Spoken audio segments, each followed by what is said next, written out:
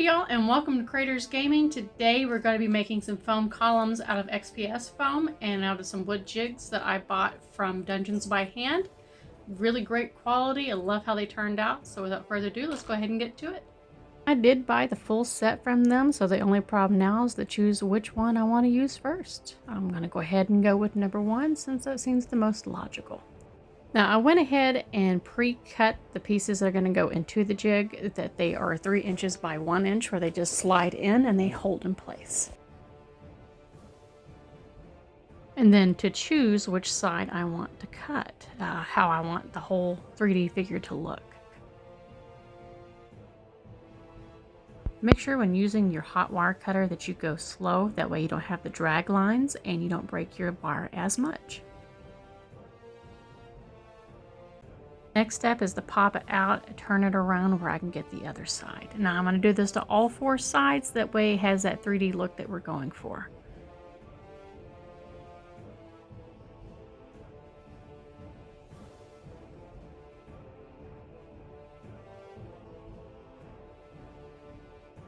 After going over all 4 sides, it turned out really amazing. I'm very happy with how this product turned out. First one done in about 5 minutes. I really like how it looks. It's so cool. Can't wait to get the paint on it. At this portion of the video, I am going to remind you that you can buy us a coffee. You can also become a Patreon of our channel if you would like. All proceeds go towards helping build the channel and buying supplies. And every little bit is greatly appreciated. Alright, time to get back into it. Here are my cut pieces. I am going to paint it in an apple barrel white. Nothing too fancy. I think this one's an antique white. It is a matte finish where it's not too glossy, although if that's something that you wish for your columns, go for it. But I'm trying to get more paint on the figure than myself, although that is a struggle all on its own because you know I'm going to be wearing half of it. But just make sure you get all the cracks and crevices, that way you don't see little pink during your games.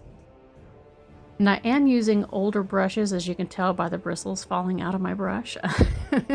I will be upgrading those shortly, so hopefully you won't see much more of that.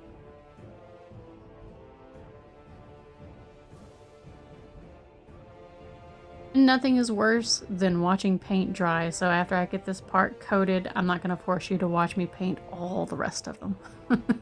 Although, a handy note on these, if you need some rubble or some broken pieces, just break them apart because they are so easy to make. And you have instant scatter terrain. Just awesome. I love these. To give it that granite look that I'm going for, I'm using a silver metallic paint, and I'm just going to paint on some lines.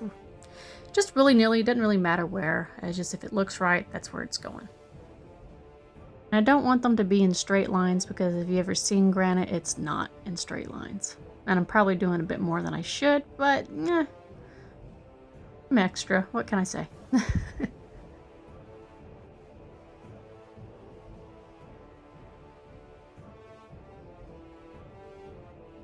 Next, we're going to underline in some classic caramel. No, not the candy, the paint. I'm going to do my best not to go too heavy-handed with this, which is hard for me because that's just how I roll. In all seriousness, the thinner the line, the more authentic it looks, which is what we're going for in these pieces. And here's what they look like when I got all finished with them. I really like how they turned out. They look so cool.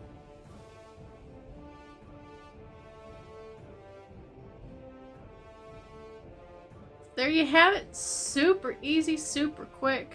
I made mine to look like granite. I really like how they turned out. And if you like the channel, please hit the like, subscribe, share the channel. It helps out a whole lot, and I hope to see y'all again next week. Bye.